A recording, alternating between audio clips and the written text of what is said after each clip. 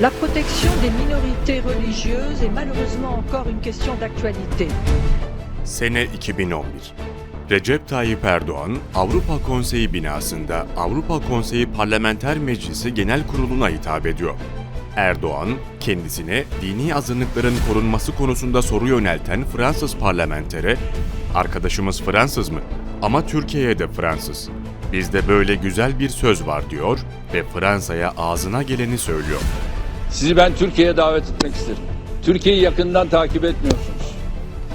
Duyduklarınızla hareket ediyorsunuz. Zannediyorum arkadaşımız Fransız mı? Ama Türkiye'ye de Fransız. Bizde böyle güzel bir söz var. Türkiye'ye çok Fransızsınız. Erdoğan ayrıca bir parlamenterin %10 seçim barajı üstünden Türkiye'yi vurmaya çalışmasına da net yanıtlar veriyor. Şu anda Avrupa'da %8 ve %7 seçim barajı olduğunu söyleyen Erdoğan, Avrupa'nın Türkiye'yi ne hakla eleştirebildiğini sordu ve yeri geldiği zaman bu barajın biraz düşürülmesi gerekirse onu da yine halkımızla müzakeresini yaparız ama onu size soracak değiliz diyerek karşılık verdi. Biz şu anda bir yükselişin içerisindeyiz. Ülkemize yeni sıkıntılar yaşatmak istemiyoruz. Ve yeri geldiği zaman eğer bu barajın biraz düşürülmesi gerekirse onu da yine halkımızla müzakeresini yaparız ama onu size soracak değiliz. Fransa'nın Türkiye'ye karşı olan tutumu çok gereksizdir. Hele hele son dönemde Fransa Cumhurbaşkanı'nın tavırları ise dünyaya rahatsızlık vermektedir. Cumhurbaşkanı Recep Tayyip Erdoğan'ın Macron'a yönelik zihinsel tedaviye ihtiyaç duyduğu sözüne katılıyorum. Çünkü Macron, Cumhurbaşkanı olarak bir toplumun inancını sorgulama yaklaşımı ve kısıtlama girişimi içinde.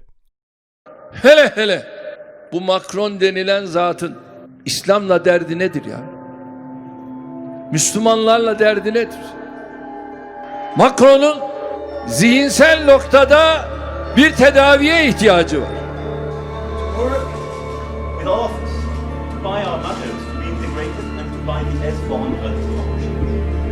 İkide bir Erdoğan'la uğraşıyorsun. Ya Erdoğan'la uğraşmak sana bir şey kazandırmaz. Ve kendi ülkesinde yaşayan milyonlarca farklı inanç mensubu insanlara bu şekilde davranan bir devlet başkanına başka ne denilebilir? Öncelikle bir akli noktadan kontrol. Macron'un İslam'a hakaret içeren açıklamalarını güçlü şekilde kınıyorum. Macron'un İslam karşıtı açıklamalarını adaletsiz olarak görüyorum. Çünkü bir cumhurbaşkanının görevi ülkesinde ırk, etnik, köken ve din farkı gözetmeden halkını korumak ve zenginleştirmektir. Ama Macron ülkesindeki Müslümanları ayrıştırmaktadır. Fransa Cumhurbaşkanı Emmanuel Macron'un düşünce ve ifade özgürlüğü kisvesi altında provokatif yayın yapan karikatür dergisi Charlie Hebdo'nun karikatürünü hepiniz hatırlarsınız. Bu karikatüre bazı ülkeler sert tepki göstermişti. Örneğin Fransa'ya en sert tepki Pakistan'dan geldi.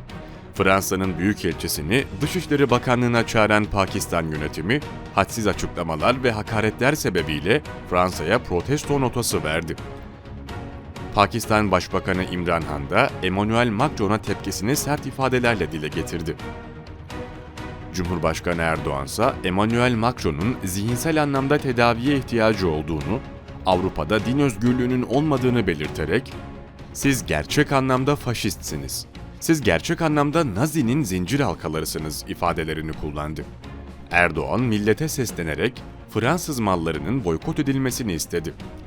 Katar'da çok sayıda firma Fransız mallarını raflardan indirdi.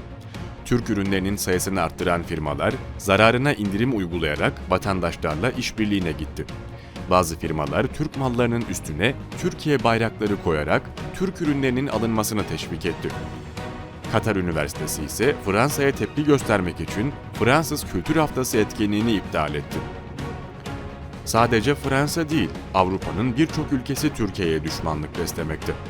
Avrupa Birliği'nin çifte standartlı kararları devam ediyor. Yunan televizyonunda konuşan AB yetkilisi Margarit Chinatz, Türkiye'ye karşı uygulanacak olan yaptırımların Avrupa Birliği Liderler Zirvesi'nde görüşüleceğini söylerken, Bu uygulamalar yalnız kısa vadeli değil, orta ve uzun vadeli olacak ifadelerini kullandı. Yunanistan merkezli özel Sky televizyonuna konuşan Şinas, Türkiye her şeyi yanlış yaptı. Yalnız Avrupa'yı değil, herkesi karşısına almak için elinden geleni yaptı. Bunun da maliyeti vardır şeklinde konuştu.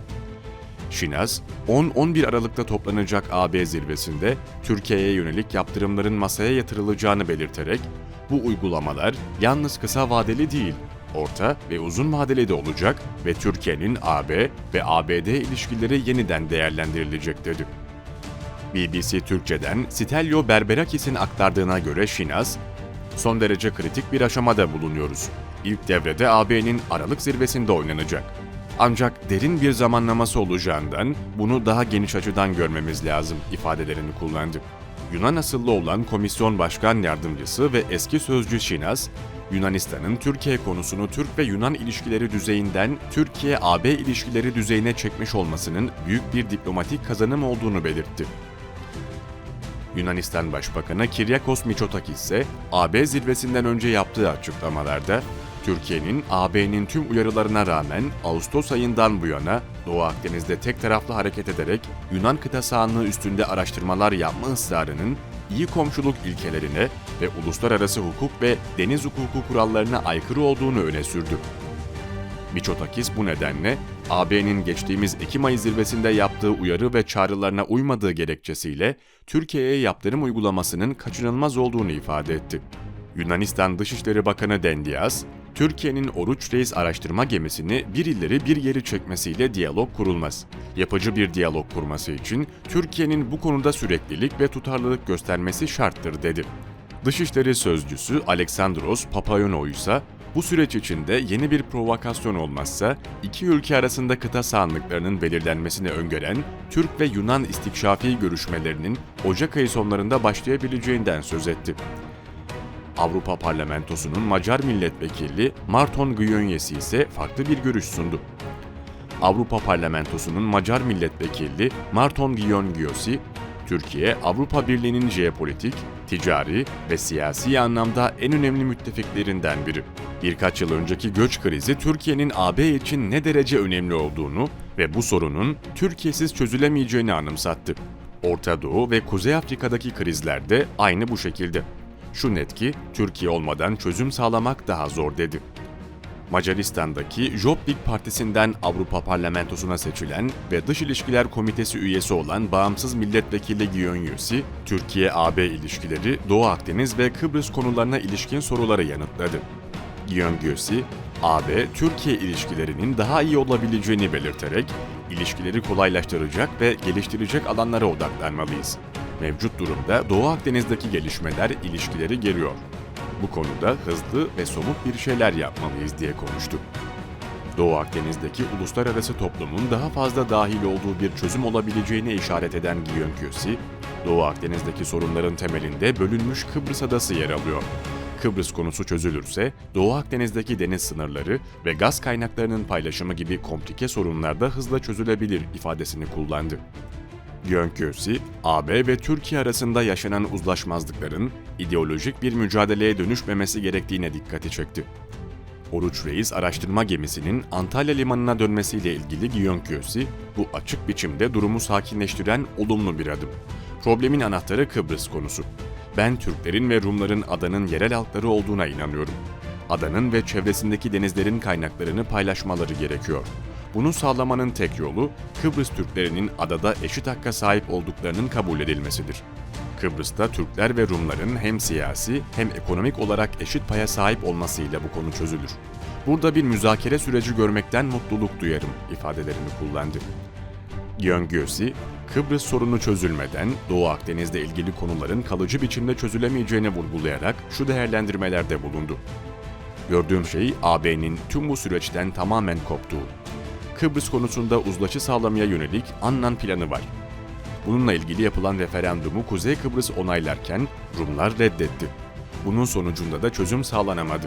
Rumların AB'ye 2004 yılında girmesiyle biz bir sorunu içselleştirdik. O dönemde AB, Rumlardan önce sorunu çözüme kavuşturmalarını ve ardından geri gelmelerini ve üyeliğe yeniden başvurmalarını istemeliydi. Bence bu AB'nin yaptığı tarihi bir hataydı.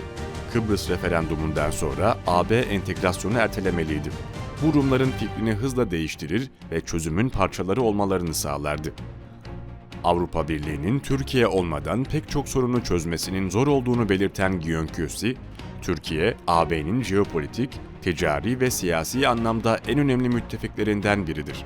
Birkaç yıl önce göç krizi Türkiye'nin AB için ne derece önemli olduğunu ve bu sorunun Türkiye'siz çözülemeyeceğini anımsattı.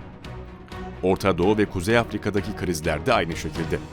Şu net ki Türkiye olmadan çözüm sağlamak daha zor değerlendirmesinde bulundu. Gyöngyi, Türkiye'nin AB ile gelecekte nasıl bir ilişki hedeflediğini ortaya koymasının önemine işaret ederek, Türkiye, AB'ye üye olmak istiyorsa bunun şart ve koşullarını kabul etmeli ve bu konuda çalışmalı. Ama eğer Türkiye bu hedeften vazgeçmişse de bu da sorun değil. İngiltere de bu şekilde bir farklı çözüm buldu. Gelecekte bazı AB ülkeleri bu tercihlerde bulunabilir. Bu da sorun değil. Ama burada denkleme dürüstlük koymak gerekiyor. Diğer tarafın tam olarak ne istediğini bilirsek bu konuda ve ilişkileri gelişmekte çalışabiliriz dedi.